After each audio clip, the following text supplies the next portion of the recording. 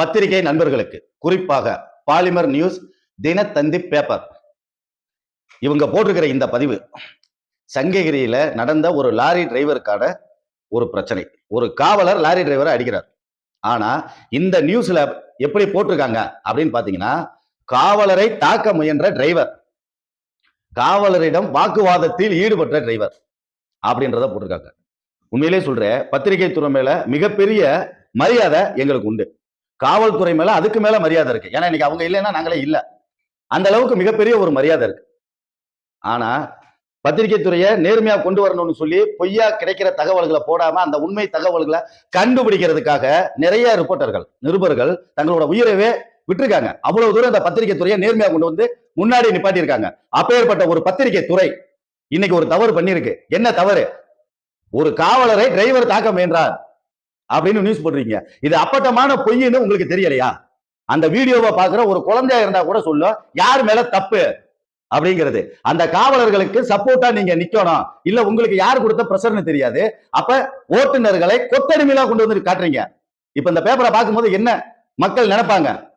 அப்ப டிரைவருக்குன்னா இப்படின்ற ஒரு பிம்பத்தை உருவாக்க பாக்குறீங்களா? இதுதான் ஜனநாயக நாடா? சட்டத்தை சரியா மதிச்சு தன்னோட டிராக்ல சரியா போயிட்டு இருந்த டிரைவர் ஆப்போசிட்ல அடுத்த டிராக்ல போற வண்டிக்கு போய்கிட்டு இருக்கு. இந்த டிராக்ல போற வண்டிக்கு ஆப்போசிட்ல வந்த வண்டி செய்த தவறுக்கு சரியா போன டிரைவரை காவலர் அடிச்சிருக்காரு. மனவேதனைக்கான விஷயம், மனவேதனைக்குரிய விஷயம்.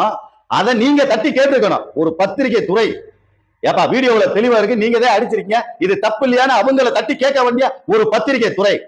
டிரைவர் காவலரை தாக்க முயற்சி பண்ணாரு பதிவு போட்டிருக்கீங்க. இது எந்த விதத்துல நியாயம்? பத்திரிகை துறைக்குன்னு ஒரு தர்மம் இருக்கு, ஒரு ஜனநாயகம் இருக்கு அப்படின்னு நீங்க சொல்றீங்க. நீங்க உங்களுடைய ஜனநாயகத்தை சரியா இந்த இடத்துல கொண்டு வந்திருக்கீங்களா? நீங்களே பதில் சொல்லுங்க. ஒரு டிரைவர் ஒரு காவலரை தாக்க முயற்சி பண்ணாருன்னு சொல்லி பதிவு போட்டிருக்கீங்க. அந்த வீடியோவை மென்ஷன் பண்ணியே நீங்க போட்டிருக்கீங்க. அதுல தெளிவா தெரியுது யாரு மேல தப்புன்னு. ஒருத்தரை காப்பாத்துறதுக்காக இன்னொருத்தரை அதால பாதாளத்துக்கு ரொம்ப கீழ்த்தனமா நடத்துறீங்களே, இதுவே உங்க ஜனநாயகமா? பத்திரிகை துறை தர்மமா? பத்திரிகைனால இன்னைக்கு ஏகப்பட்ட பேர் கண்ணை மூடிட்டு நம்புவாங்க. அப்படித்தான் நீங்க போட்ட நியூஸ்கள் ஒவ்வொன்றும் மக்களும் சரி நாங்களும் சரி நம்புறோம். இப்ப எங்க கண்ணுக்கு முன்னாடி ஒரு வீடியோ இருக்கு, அதுல நடந்த சம்பவம் இருக்கு. அதையே நீங்க இவ்வளவு தூரம் மாத்தி போட்டிருக்கீங்க ஒரு காவலரை காப்பாத்துறதுக்காக. அப்படின்னா இப்ப நீங்க இது வரைக்கும் போட்ட நியூஸ்ல உண்மைன்னு சொல்லி யார் நம்புவா, எப்படி நம்புவாங்க? அப்ப உங்க தேவைக்கு பத்திரிகை துறையை மாத்திக்கிறீங்க. அப்ப இது ஜனநாயகம் கிடையாது, பத்திரிகை துறைக்கான தர்மம் கிடையாது. பலம் இருக்கிறவங்களுக்கும் பணம் இருக்கிறவங்களுக்கும் பதவி இருக்கிறவங்களுக்கும் தான் நாங்க துணையா நிற்போம் அப்படின்னு சொல்லி பகிரங்கமா அறிவிக்க கொடுங்க பத்திரிகை துறை. பாலிமர் நியூஸும் தினத்தந்தியும் அதைத்தான் நீங்க செஞ்சுட்டு இருக்கீங்க. கண்டிப்பா இந்த பிரச்சனையை நாங்க சும்மா விட போறது இல்ல. பகிரங்கமா நீங்க மன்னிப்பு போட்டு பதிவு போடணும். உங்க நியூஸ்லயும் சரி உங்க பேப்பர்லயும் சரி.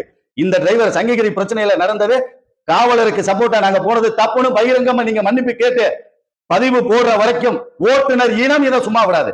ஓட்டுநரை பூராமே கேவலப்படுத்துறீங்க. இந்த இடத்துல என்ன ஆகும்? ஒவ்வொரு டிரைவருடைய கணவன் மனைவி என்ன நினைப்பாங்க?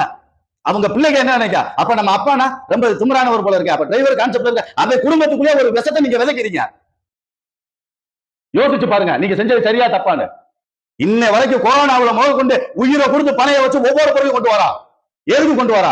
நாங்க ஒரு நாள் வேலை செய்யலாம் உலக நாடுகள் மத்தியில இந்தியாவினுடைய பொருளாதாரமே சம்பித்து போகும். அப்பேற்பட்ட நாங்க கொரோனாவா இருந்தாலும் சரி, காய்ச்ச மண்டபடி பேதி பிடிக்கிட்டு போனாலும் சரி, வண்டி ஓட்டி கொண்டு வந்து கொடுக்குற ஒவ்வொரு பொருளையும் இன்னைக்கு ஒட்டுமொத்தமா பயன்படுத்துறீங்க. பத்திரிகை துறையில் இருக்கிற நண்பர்கள் நீங்களும் நாங்க கொண்டு வர பொருளை பயன்படுத்தாம இருக்க முடியுமா?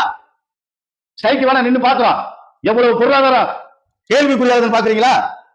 சரியா ரூல்ஸை ஃபாலோ பண்ணி போற டிரைவருக்கு நடந்த ஒரு கொடூரத்தையே தட்டி கேட்க முடியல. அந்த டிரைவரை ஒரு கீழ்த்தரமான நபருக்குன்ற அளவுக்கு கொண்டு போறீங்க. டிரைவரினுடைய ஒட்டுமொத்த இனத்தையுமே நீங்க கேள்விக்குறியாக்குறீங்க. இந்த பிரச்சனையை ஒட்டுமொத்த ஓட்டுநர் இனமும் சும்மா விட மாட்டோம் அப்படின்றத தெளிவா தெரியப்படுத்துறோம். இது ஒட்டு மொத்தமா ஓட்டுநர் இனம் பூரா ஒண்ணு செய்யறோம். நீங்க மன்னிப்பு கேட்டு மறு அறிவிப்பு வராத வரைக்கும் நாங்க இதை சும்மா விட மாட்டோம். அதை நண்பர்களுக்கு தெரியப்படுத்திக்கிறோம், பத்திரிகை துறைக்கு தெளிவா தெரியப்படுத்திக்கிறோம். நன்றி.